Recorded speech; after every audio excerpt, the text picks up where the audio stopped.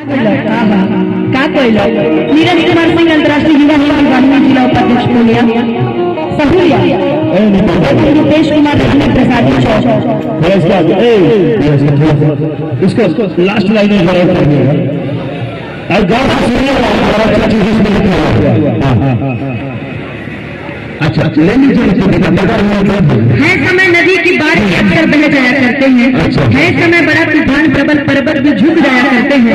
अक्सर दुनिया के लोग समय में चक्कर खाया करते हैं, पर कुछ ऐसे भी होते हैं जो इतिहास बनाया करते हैं। इसमें लास्ट लाइन लिखा हुआ है कि पर कुछ ऐसे ही लोग हैं कि इतिहास बनाया करते हैं।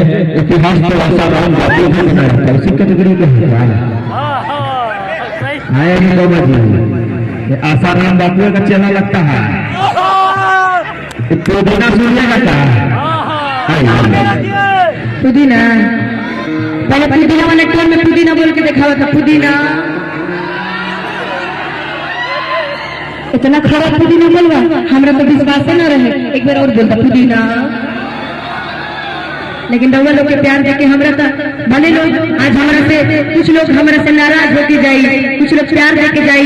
रउआ लोग हमसे नाराज नहीं थे ना, पसंद आए है ना, तो रउआ लोग खातिर 4 गलन कह दई कि हमारे खातिर तोहरा के दुनिया में भेजले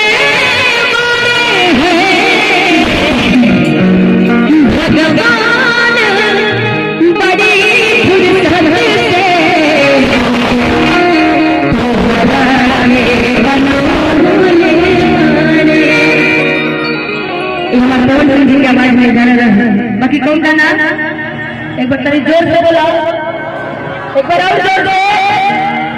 अरे पुदीना बोले को चिल्ला के एक बार और जोर से कि आई पानी तो हरा गलिया।